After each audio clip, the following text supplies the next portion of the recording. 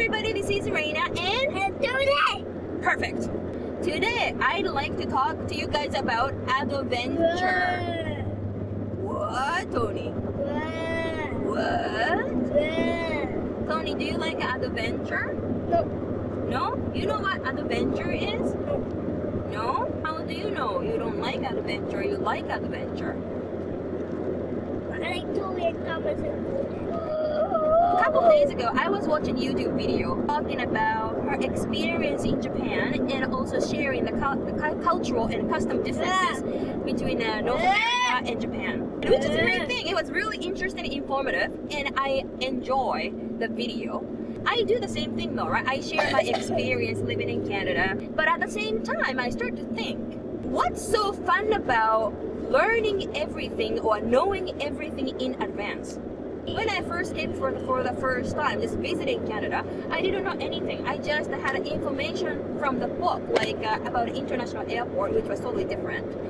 And going to school, but didn't know how because the map wasn't available. So that what I did was I talked to the people who worked at the hotel. They figured out the route for me. I didn't know how to take a SkyTrain, so I had to ask a stranger, and then the stranger helped me out, giving me some weird look. And I got off the SkyTrain, and there, the right train station, but I didn't know which way or where I'm going yet. So I had to go into 7-Eleven and ask around, you see? Those are the things that I think for some people like me, it's super interesting and super fun. So I'm not sure it is a good idea to actually learn everything or whatever you can from internet in advance. But don't take me wrong, again, I have to make sure I speak clearly because some people just literally takes everything. So for example, searching for the dangerous spot when you're traveling, you know, it's a good thing to do. Learning cultural difference beforehand is kind of ruining a whole thing. You know what I mean? The whole thing? I shouldn't say adventure, but the learning process. Because cultural differences, idea and stuff, can be all biased based on the person. You know, their knowledge or background or religion or where they're from and whatnot, right? So it's not necessarily means that's correct. So you gotta go there and experience it. I made a friend who was selling jewelry and stuff on the street. I told him that I'm learning English and can you help me out? And he said, sure, just come down. So I did, and then we became a really good friend. I called him soul brother. But anyways, I've learned a lot from talking to him. He basically told me that he likes the idea of Japanese family. Like kids support parents when they are older. I didn't even think that kind of things, right? Because he said was Western people are a little bit selfish in a way. He really loved the idea of unity, no matter what. Kids are kids, always, you know, be there for their parents, vice versa. And he really did love Japanese way. See, that kind of things you can't learn unless you speak to someone new. Look at the mountain, Tony. It's a really big one. Yeah, it's called Mount Baker. Okay, it's Washington over there.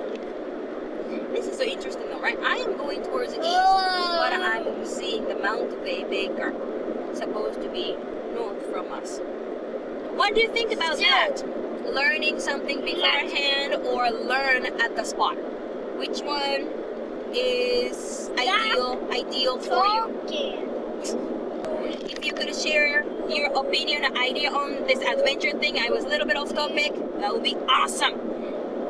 But thank you very much for watching and talk to you soon. Bye!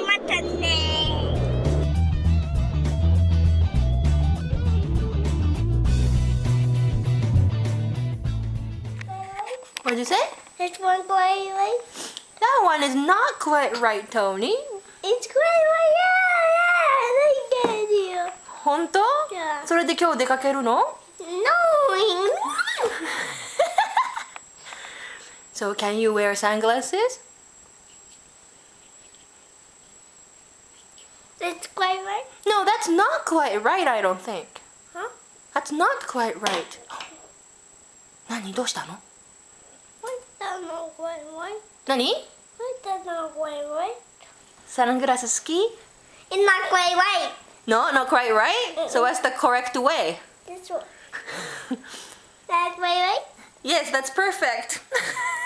That's quite right. Yes, quite right. Yes. Hey, let's go. Let's go.